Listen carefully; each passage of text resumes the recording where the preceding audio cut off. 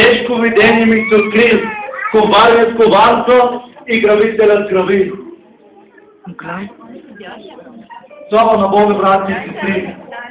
Може би тази вечер някой от вас просто има желанието да дойде като това развлекателно шоу, но знаете ли тази вечер, това, което беше представено от младежи, християни в действие, е единствено и само за Бог. Знаете, че това, което е направено, е съновидение на една сестра. И това видение, което Бог ти даде, ние го представихме.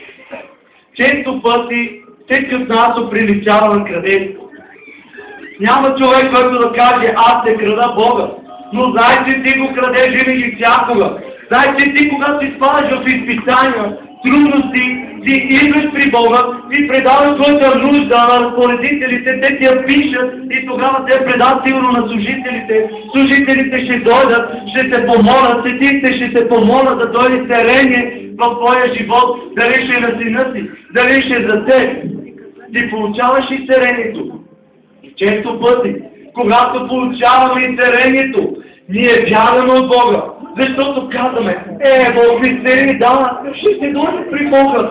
Като доживея живота, още 20-30 години, Бог ще ми прости, няма проблеми. Много често пъти хората си мислят така. Но това е огромна грешка за нас и за всеки християни. Ако си мислиме, че не крадем Бога, защото ние крадем Бога и не знаем, че го крадем, и по този начин откървяваме Бога, откървяваме Божия Дух. Но нека, брати и сестри, да ви направя едно послание тази вечер чрез Духа. Не дейте да крадете Божието изцеление и след това да бягате вътре в света и вънка в света, защото вие сте дошли да се покланяте на Бог, да вземете изцелението и да си името на нашия Господ. Благословени да бъдете името на нашия Господ Исус Христос. Нека помислят всички участници от сенката да дойдат. Thank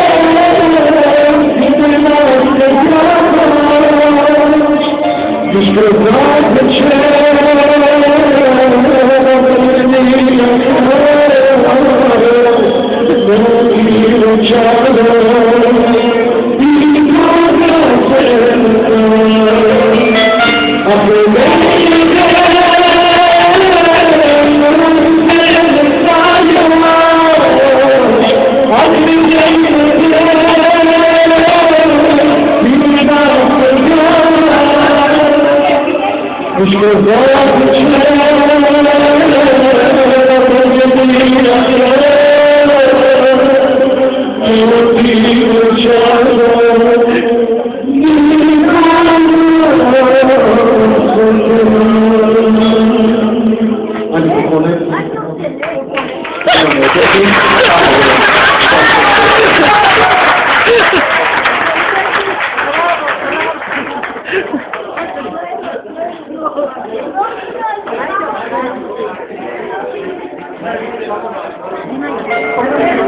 Para,